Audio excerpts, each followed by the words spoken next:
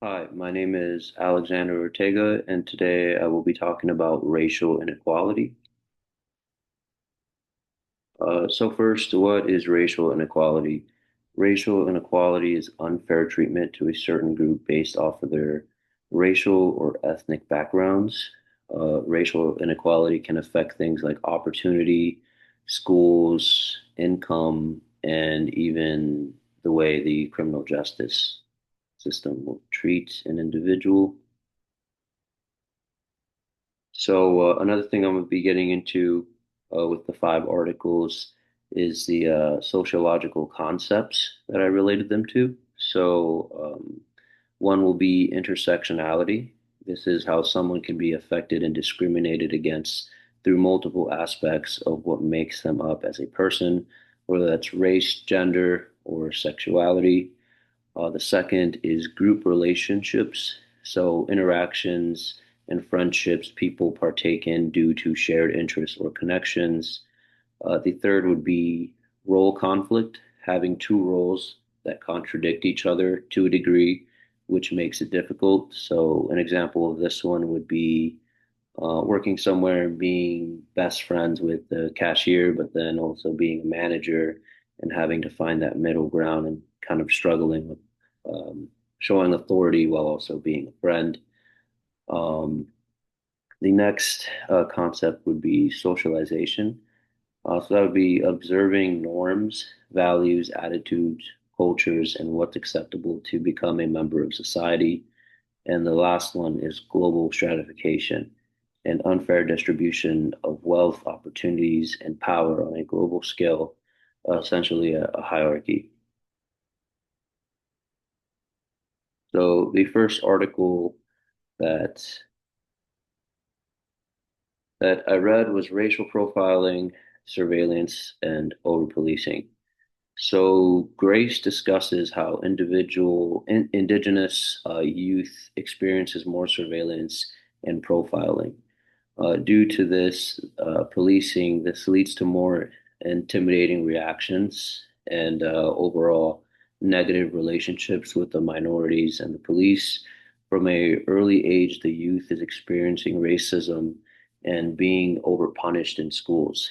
And she even states two-fifths of primary careers and 14% of Indigenous children's aged 5 through 10 years old were reported to have experienced racial discrimination.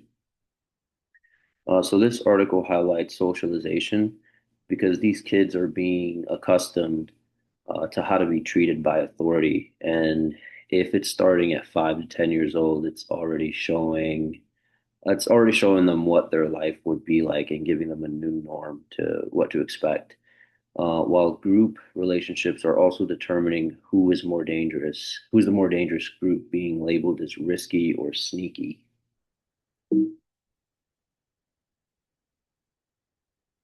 The second article that I read is genetic racial profiling.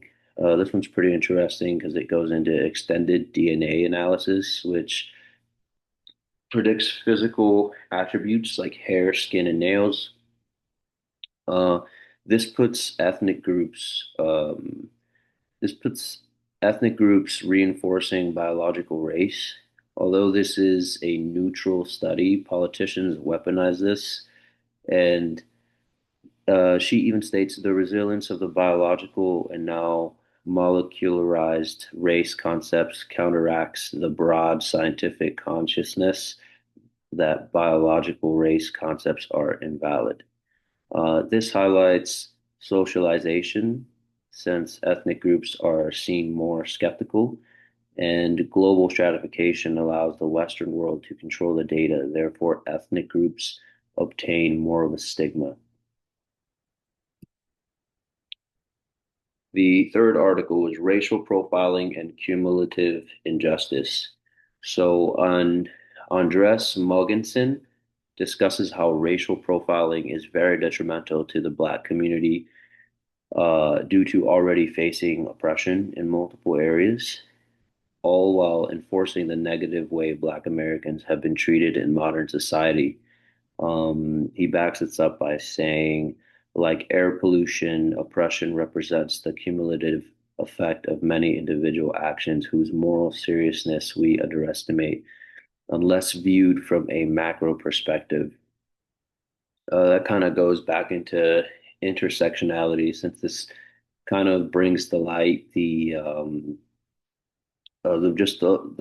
many layers that Black Americans are being oppressed, and the intersectionality kind of shows how unique that is, since it's from many different aspects. And although this makes me beg the question, if role conflict is at play by officers knowingly abusing power, but also believing they are doing the best thing. So if officers believe they're doing the best thing, but it's obviously racial profiling leading to inequality, are there any solutions? In the fourth article that I read, project helps police reduce traffic stops, racial profiling. Bill Cummings talks about how interventions teaches police departments better behavior, and through interventions, they actually lowered the traffic stops with potential racial profiling by 24%. And the influence of Connecticut racial profiling prohibition project has reached far beyond the state's borders and had a national impact on the conversion about police reform. So it started in Connecticut, and multiple states have adopted the idea since then, California being one of them, essentially just through practicing interventions and having conversations about it. Uh, they had a they had a 24% less traffic stops. Um, So it definitely helped out. And I think this article closely related to group relations after the interventions. The police and the minority groups stopped deteriorating trust, socialization. The police department's behavior was shifted without them realizing after the interventions.